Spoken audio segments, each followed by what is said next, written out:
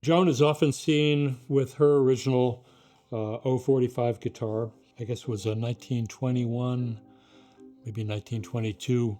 I had been following her, photographs of her, collecting them in the archives, and always interested in what she was playing. So it was a pretty obvious choice to do a little more research on this model and introduce it as a limited edition.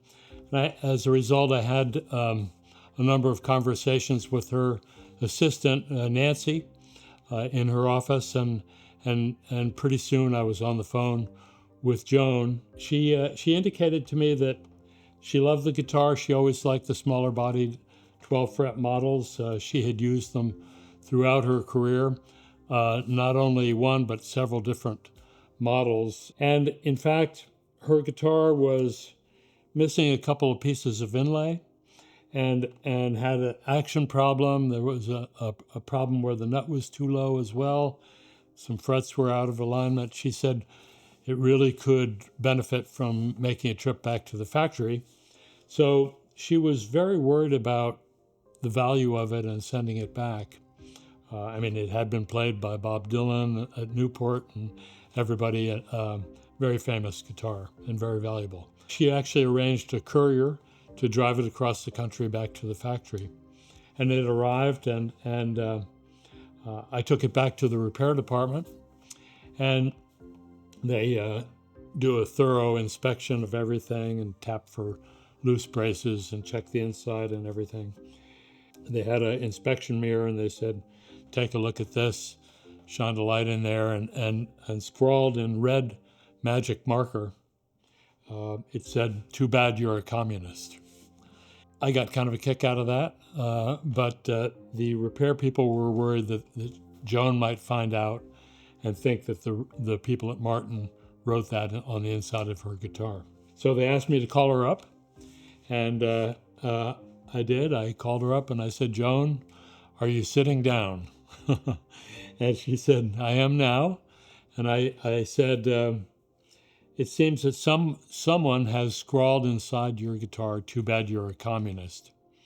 There was dead silence for about 15 seconds, and then she burst out laughing. She thought it was the funniest thing in the world. Of course, she had been through many episodes about her politics. At one point during the guitar's history, during the 60s or early 70s, that she had a little problem with the guitar and had taken it into a repair shop. The person that worked on the guitar was not in sync with her politics and was probably the one that scrawled that onto the inside of the guitar. It actually, from her perspective and from mine as well, gave the guitar even a more special provenance. On the inside of this guitar, and you can only see it with a mirror, if you stick the mirror inside and look up there, written backwards so that it's visible through the mirror, I tell the story of how somebody had scrawled "Too bad you're a communist" on the inside of the guitar. That went on all of the models, stuck up on the underside between the braces. She thought it was great, and in the coming months, after she had received her prototype, whenever she went on stage and whenever she did a video, she would always stop in the middle and tell the story about "Too bad you're a communist." The label on the right, as you look through the sound hole, is signed by Joan Baez and Chris Martin, and it's numbered, and this says a prototype number 2 of 2. Joan would have prototype number 1, I believe.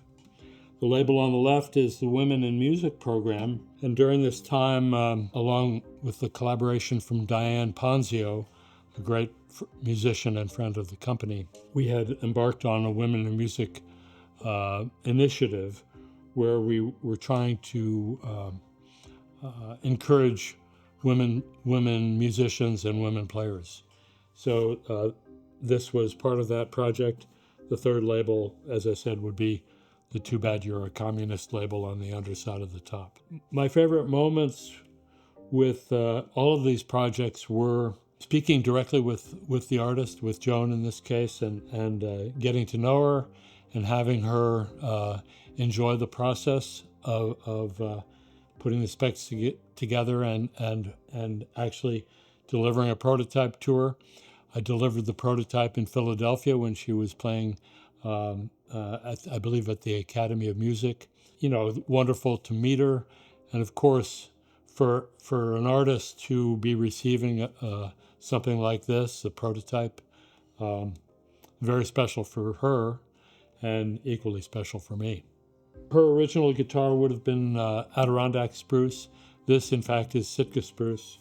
Her original would have been Brazilian rosewood, and this is Indian rosewood. At the time, and this is fairly early on in the limited edition process, we were sensitive to the price of the guitar and also to the availability of Brazilian rosewood and the legality of it. So those things would eventually be worked out, but in this case, we stuck with Sitka spruce and Indian rosewood.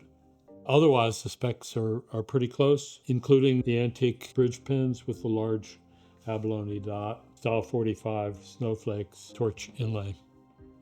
Beautiful guitar. She loved the guitar and played it frequently whenever she did any concerts and appearances. That was my signature story. Stay tuned for more episodes.